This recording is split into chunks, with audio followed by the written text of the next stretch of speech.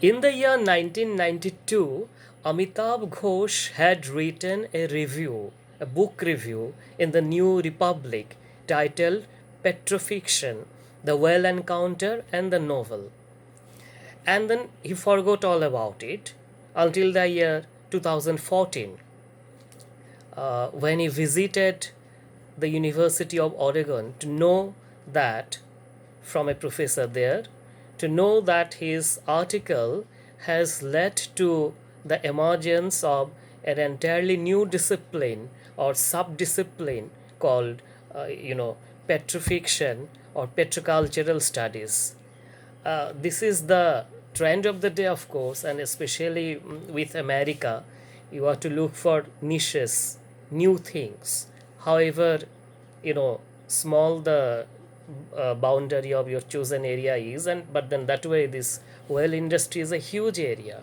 And then the beginning of Amitabh Ghosh's article, 1992 article on petrofiction, was premised on this hugeness or vastness of the whale encounter, and he said that only one thing is comparable to its vastness, another trade, which was the spice trade. And we know his studies and researches on spice trade later produced some excellent novels also, like The Sea of Poppies and other things. So he is a researcher as well as a creative writer, and then these two are always intermingled in his works. I mean, both kinds of works. So, one of the basic contentions of his review on what he called petrofiction, that is, novel about the oil industry or oil actually, was that there was almost absolutely no good literary work. Yeah, he maintains a distinction between good and bad and all that, not typically postmodernist. So he said no quality literature available on this huge transcontinental trade. And then the books he was reviewing was a kind of exception by a creative writer called Abdul Rahman Munif. He is basically born to Saudi Arabian parents but brought up in Jordan, so sometimes referred to as Saudi Arabian novelist, sometimes Jordanian. Ghosh was writing about Munif as a Jordanian novelist, but anyway, that is perhaps not much important for us. So, Abdul Rahman Munif actually was writing about the whale encounter in his novels like The Cities of Salt and The Trench, and actually he had written in Arabic and these were translated into English. Ghosh was commenting on this translated version, and there is an expectation in his writing, in his review, that more such things should come up.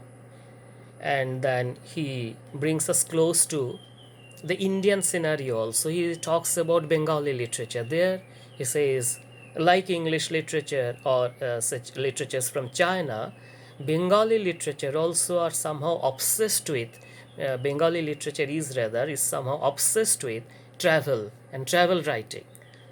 People from Bengal, West Bengal are great travelers and all that, and n number of travelogues come out every year. But then none of this speak about or speak on the oil industry or travels into the countries where this oil is produced, I mean Arabian countries, and then where numerous Bengalis work.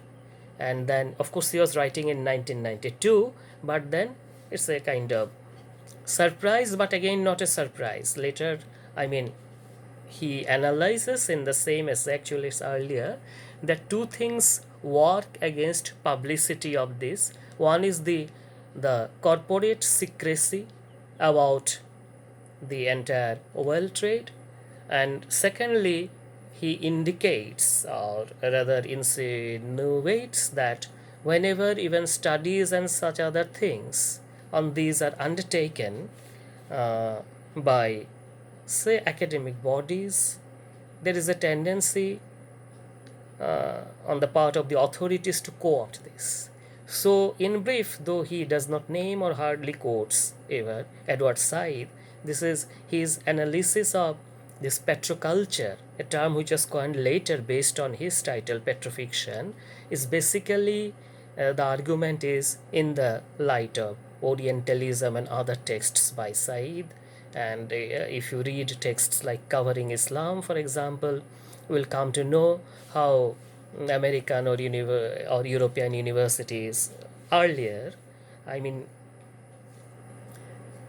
conducted seminars on Arab culture, Arab literature without having a single representative from the Arabic countries. The same applied to India and the entire tradition of Orientalism, how Friedrich Schlegel learned his Sanskrit in Paris, etc., and all those things. But anyway, uh, this is an important term now and an important field, petrofiction and petrocultural studies, studies about the oil trade and oil encounter and all these things. Thank you for watching.